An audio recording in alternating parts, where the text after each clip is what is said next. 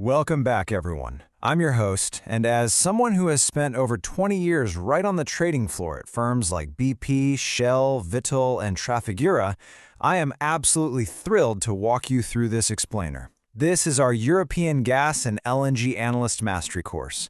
We're delivering industry-grade training here, designed to take you all the way from absolute basics to advanced trading, risk, and strategy. Today, we're diving deep into Module 3, which is all about key gas hubs and pricing. Specifically, we're tackling Chapter 23, TTF as Europe's benchmark. Now look, if you're starting from absolute zero today, do not worry. We're going to build this up step by step. By the end of this session, you are going to be looking at these markets exactly the way a seasoned analyst in London does. Okay, let's dive into this. Here is exactly what we'll be covering. 1. The global gas thermostat. 2. Core market mechanics. 3. Global benchmarks and liquidity. 4. The trading desk view. And finally, 5. Real-world trading scenarios. Section 1. The global gas thermostat. Building intuition. Now, if you're completely new to the energy desk, you might be sitting there wondering, what exactly is natural gas, and how on earth do people trade it? Well, at its core, gas is just a physical commodity that we use to heat homes and power factories. And LNG, or liquefied natural gas, is simply that exact same gas cooled down to a liquid state so we can efficiently pack it onto massive ships. But to trade it on a truly global scale, you need a central meeting point. On the trading floors in London, the TTF is often called the stock market for molecules. It's our absolute North Star. You see, a benchmark is just the standard price that everyone in the entire industry agrees to use as a baseline. So whether you're dealing with a physical pipeline down in Italy or a massive storage facility over in Poland, the contracts are almost always priced as TTF plus a little bit or TTF minus a little bit. When you hear the evening news talking about European gas prices spiking or crashing, they are literally talking about the TTF. Think of it like this. Imagine a giant, super high-tech marketplace placed right in the dead center of a global village. Everyone from all over the world comes to this one specific spot to trade energy. Because this market is so huge, so incredibly busy, and operates so fairly, the price that gets decided here effectively becomes the official price for everyone else. If the price in the central hub ticks upward, a farmer in America, a ship captain in Qatar, and a factory owner in Germany are all going to adjust their prices to match it. The TTF, which stands for Tidal Transfer Facility, acts exactly like this. It's the global thermostat. So you're probably asking, why the Netherlands? Why did this relatively small European nation become the undisputed energy capital? Well, it boils down to 3 things. First, location. Geographically, the Netherlands sits perfectly at the crossroads of Europe's major pipeline networks. Second, infrastructure.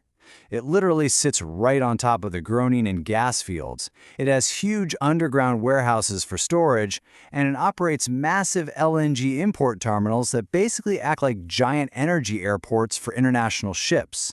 And finally, the rule book. The Dutch were incredibly smart. They created a simple, highly transparent way for people to trade gas without ever having to actually physically touch a pipeline. Section 2. Core market mechanics. The engine of the TTF. Let's strip away that village market analogy for a second and look at how this machine actually operates under the hood for grid operators and traders. The TTF is what we call a virtual trading point, or a VTP. It's not a single brick-and-mortar building, and it's certainly not one specific physical pipe. It's actually a digital ledger managed by the Dutch grid operator GTS. When gas moves from trader A to trader B at the TTF, only the title, meaning the legal ownership on paper, is changing hands. The actual physical gas? It just remains safely inside their massive network of high-pressure pipes. And this brings us to the famous postal stamp model. To make the TTF work as seamlessly as it does, the entire Dutch grid was virtually turned into one giant, simplified zone. It's a 3-step process. Step 1 is entry. You pay a simple fee to put gas into the Dutch grid. Maybe that gas comes from a Norwegian pipeline or an incoming LNG ship. Step 2 is exit. You pay a fee to take that gas out, perhaps to run a local factory or to send it across the border to Germany. But step 3 is where the magic happens, the pool. Once your gas is efficiently inside the grid, it's sitting in the TTF pool. You can now sell it to literally anyone else in that pool for zero extra transport costs. This brilliant simplicity is exactly what crowned the TTF the king of all gas hubs. Now, as an analyst, you absolutely need to know your units inside and out. Unlike the UK's NBP market, which measures its gas in therms, the TTF uses the euro per megawatt hour, or euro per MWH. This is the scientific and financial standard used across the entire European Union. It's very straightforward. If the market price is 40 euros per MWH and you hold a contract for 1,000 MWH, the total value of your trade is an easy $40,000.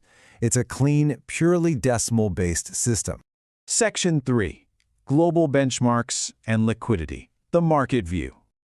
Zooming out from the Dutch borders onto the global stage, we really need to understand why liquidity is the ultimate prize in trading. The TTF is hands down the most liquid gas hub in the world outside of the United States. To measure this, we look at something called the churn ratio. The churn ratio basically tells us the number of times a single molecule of gas is traded on paper before it is actually physically consumed. At the TTF, this churn ratio is often sitting above 100x. Think about that for a second. For every one physical molecule of gas that finally enters a Dutch home to boil some water, the legal right to that molecule was traded back and forth over 100 times on the financial exchanges.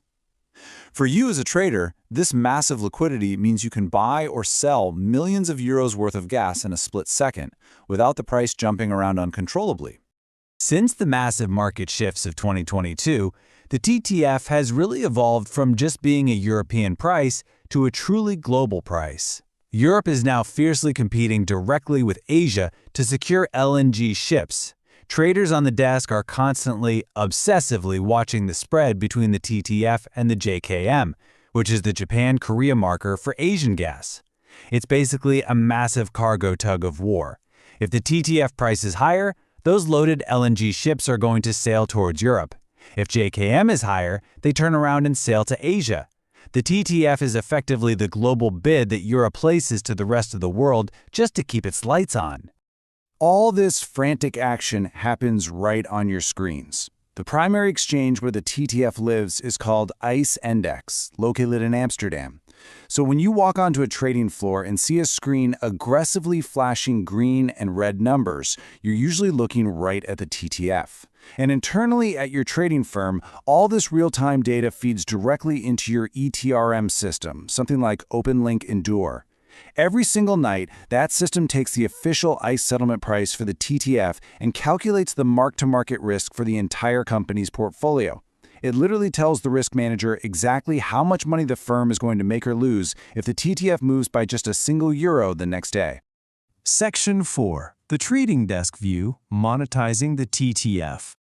All right, let's put you right into the analyst seat on a London trading desk. How do you actually make money doing this? First, you have to understand the forward curve. The TTF provides prices for every single month for the next 5 to 7 years.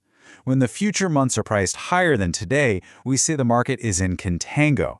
This usually happens because people are actively buying ahead, getting worried about having enough gas for the upcoming winter. But when today's price is actually more expensive than the future, that's called backwardation. This typically happens during a sudden crisis or a supply strike where people are panicking and desperately need physical gas right this exact second. Traders make absolute millions by correctly predicting exactly how the shape of this curve is going to change over time.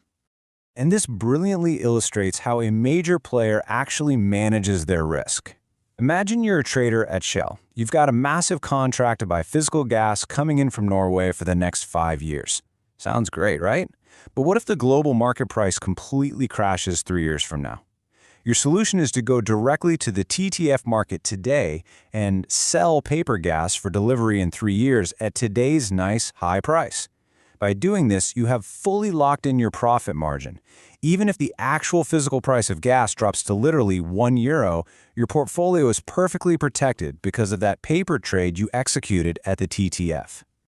But let me warn you, the trading desk can be incredibly dangerous for a rookie. I've seen it 100 times. Here are the most common mistakes that will completely wipe out a profit in seconds.